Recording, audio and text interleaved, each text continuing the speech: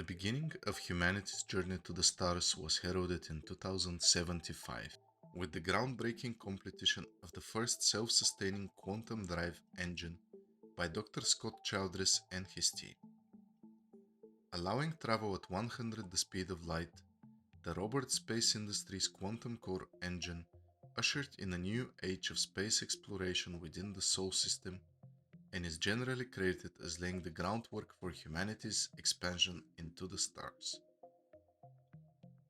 Following the advent of quantum travel, the 23rd century witnessed humanity's first steps into interstellar space. Engineers and scientists pushed the boundaries of what was possible, leading to the development of technologies capable of traversing the enormous distances between stars.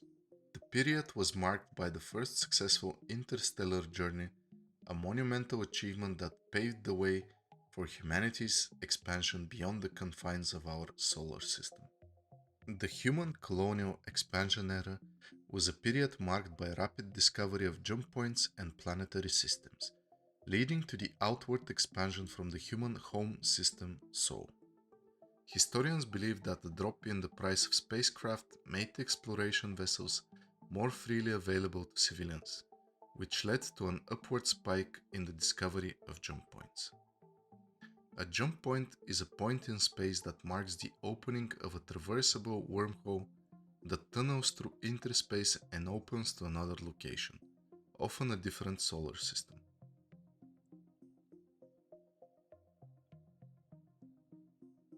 Once humanity began to expand into the stars, the governments of Earth slowly began to realize that politically the individual governments of the various countries wouldn't be able to maintain themselves in the bright future ahead. It wasn't until the year 2380 that the governments of Earth decided to put aside their social and political differences and unify as a single governing entity named the United Nations of Earth. Over the next century, more and more people began to move off-world and start over on freshly terraformed worlds. By the 26th century, almost 70% of the human population lived on other planets in other systems. Those living off-world felt like they were not being equally represented in the government and began to petition the UNE to reform. Finally, in 2523, the United Nations of Earth transformed itself into the United Planets of Earth. The United Planets of Earth was led by an executive governing body called the Tribunal. It was composed of a High Advocate, a High General, and a High Secretary, along with a Senate populated by elected representatives from all human-controlled planetary systems.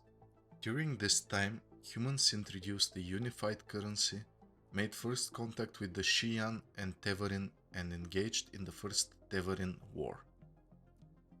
In the year 2541, human researcher Dr. Kellar Lench discovered a jump point into the Tevarin home system. At that time, the Tevarin were capable of spaceflight, quantum travel, and had highly developed shielding technology.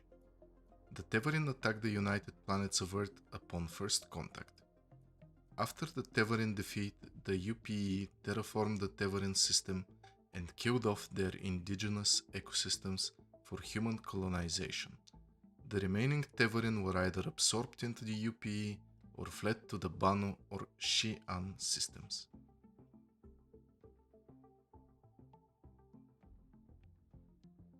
During the First Tevarin War, the courageous actions of an ambitious young officer named Ivar Messer were used for propaganda, and he became the poster child for recruitment.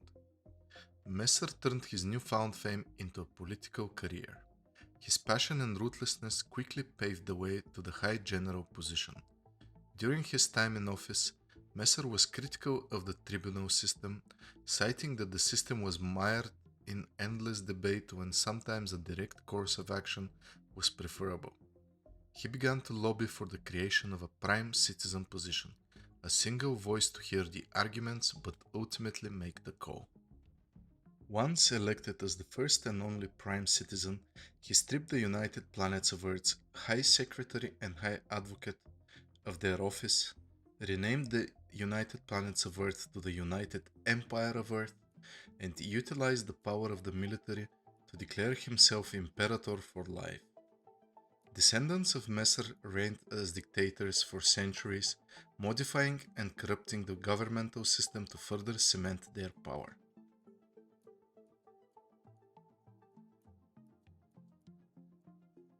In the year 2792, Imperator Linton Messer XI sold off the terraforming rights of Garon II to the Bright Worlds Terraforming Group, one of the indigenous species which had shown sentience and was known to both the corporation and Linton Messer, was exterminated during the terraforming process. An anti-Messer revolutionary group called Tide obtained footage documenting the atrocity and released it over Spectrum, interrupting broadcasts galaxy-wide. The videos sparked an outrage among the long-oppressed population of the United Empire of Earth. Riots and military action led to the end of the 246-year Messer dynasty. The United Empire of Earth government was reformed into a more democratic entity, which granted the government the power to impeach the Imperator if all of it acted together. While the Imperator is still the supreme executive office, they are now elected by the populace and are bound to a 10-year term. The current serving Imperator is Leilani Addison. She was Dean of Applied Science at Mentor University, and before that Professor of Integrated Science and Xenotechnology at Mentor for 9 years. She was sworn in as Imperator on 1st of January 2951. Her platform includes plans for an innovation initiative that will loosen the current restrictions on AI research, as well as increase spending on education and scientific research. She seeks to increase funding on publicly subsidized universities, strengthen relations between human and alien civilizations, provide more funding for Synthworld, and create a government program to locate the lost human colony ship Artemis. If you're still here and listening, thank you for watching. I hope you enjoyed the video and stay tuned for the next one. Thank you.